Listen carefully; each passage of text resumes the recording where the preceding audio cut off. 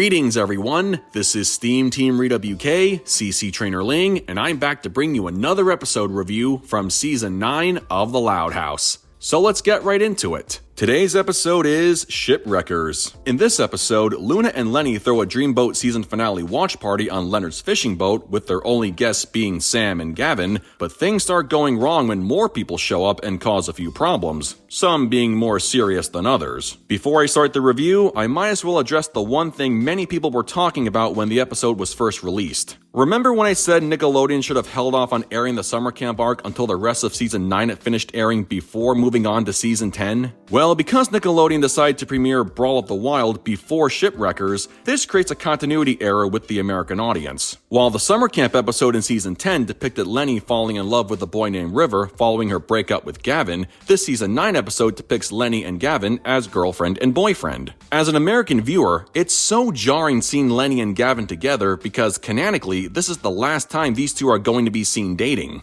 I could go on a long tirade about Nickelodeon's questionable scheduling choices, but at this point I just have to accept the fact that this is the direction the network decided to take, no matter how annoying and frustrating it might be. Still, the one thing I will say about Leni x Gavin is that this episode kinda foreshadows their eventual breakup. Gavin technically invited Spencer to his girlfriend's watch party without Leni's knowledge, and he was too distracted to stop other people from showing up after he was specifically told no one else was allowed to come. I understand Luna and Leni gave Spencer permission to come aboard the boat, but Spencer and those other guys wouldn't have shown up had it not been for Gavin wanting to order pizza. When you really think about it, a lot of the ensuing mayhem caused by the other guests all started with Gavin, so seeing Leni lash out at her boyfriend was very justified. I'm not saying this was the number one reason for why these two would later break up, because I'm sure there were plenty of other factors involved. But given the circumstances, this episode gave a slight indication that their relationship was reaching its breaking point, and that's how I'm choosing to interpret it. Anyway, I'll start the review by saying this episode featured another unique character pairing we hadn't seen before. Those characters would be Luna and Leni. The moment I found out my favorite character was going to be sharing the spotlight with my second favorite character, I was immediately hooked and couldn't wait to see what would happen. Originally, the girls were going to host their little shindig in their living room, but then Lisa gives them the suggestion of holding their Dreamboat watch party on an actual boat, and of course Leonard gives them permission to use his lady on the water. The only thing he asks is that they keep the total head count to only 4 people because he doesn't want anything bad to happen to his boat. It's at this moment you already know what's going to happen next. The girls' promise is immediately broken when they allow Spencer to come aboard, and then he inadvertently invites more people to the party after talking about it online. From Spencer splattering pizza all over the place to one of his friends accidentally setting off Leonard's harpoon gun, you think, how can it get any worse? Easy, everyone's cheering about the show draws the attention of Scoots on a wave runner.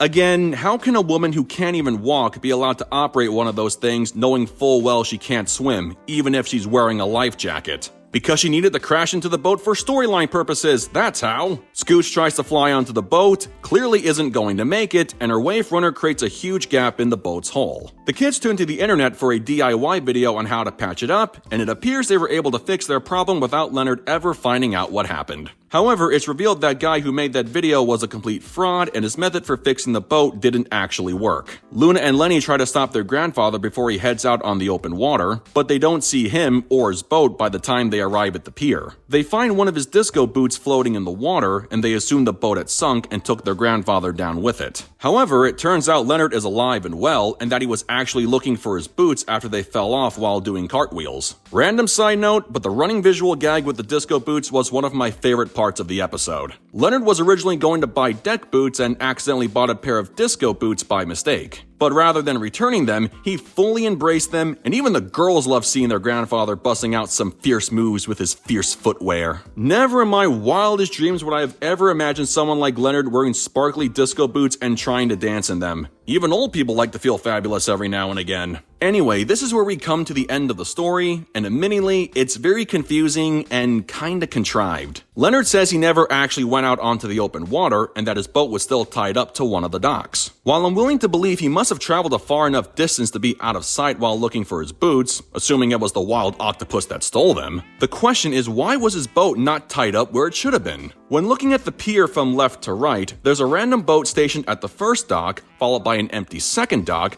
Leonard's boat at the third dock, and an empty fourth dock not too far away from the first three. The boat was tied up at dock number 3 for most of the episode, so it's understandable why Luna and Leni would assume it was gone when they first arrived at the pier. But for some strange reason, the boat moved to a random fifth dock far away from all the others with no explanation. Why was it all the way on the other side of the pier instead of dock number 3 like it was in the beginning? I understand this was supposed to be a callback to what Spencer said earlier about all the docks looking alike. While I get what the writers were going for, it doesn't make any sense because there were only 2 boats at the pier. I mean, it's pretty easy to figure out which one was empty and which one had a bunch of teenagers on it. If there was a boat stationed at every dock and the line was, "all these boats look alike," that would be much more believable. At least then Luna and Leni's paranoia about not seeing Leonard's boat tied to dock number 3 would be more rational, provided they went through the process of elimination on finding out which boat was which. But of course, Leonard's lady looks absolutely nothing like that other boat, which raises another interesting question. Even if the lady wasn't where it should have been, how could Luna and Leni not remember what their grandfather's boat looked like the moment they arrived at the pier? It was one of only 2 boats, and it would be kinda hard to not see something that big floating on the water, especially when you consider the fact they were just on it earlier in the day.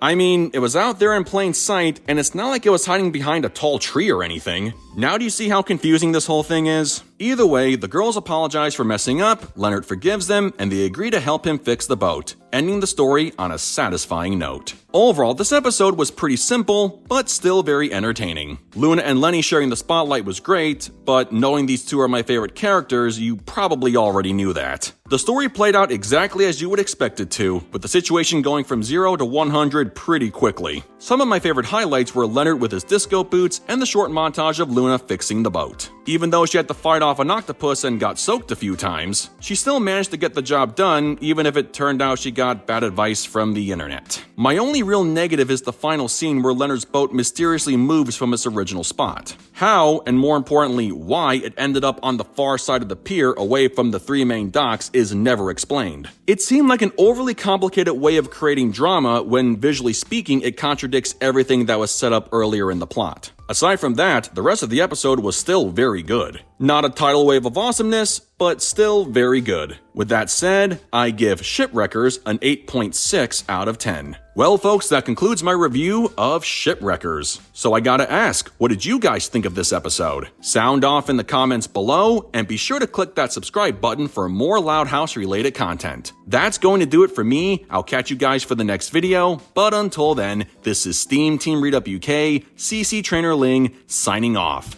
Peace out, home slices.